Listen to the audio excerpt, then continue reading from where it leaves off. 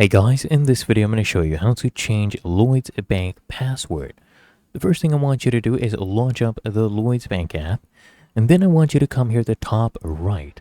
You will see this profile icon, so I want you to go ahead and click on this, and this is profile and settings. And what I want you to do here is just click on settings, so click on this one, and then you'll see app security, and here you'll see reset your password. I want you to go ahead and tap on this option, and then you can go ahead and enter your new password and confirm your new password as well. Just adhere to these guidelines. This password must be different from your other logon details. Now, make sure it's between 8 and 15 characters and it has at least one letter number. Then go ahead and submit this as well. And now, as you can see, your password has been changed. So it's really that easy. And if you found this video helpful, make sure you smash that like button and subscribe to the channel. It really helps me out as well.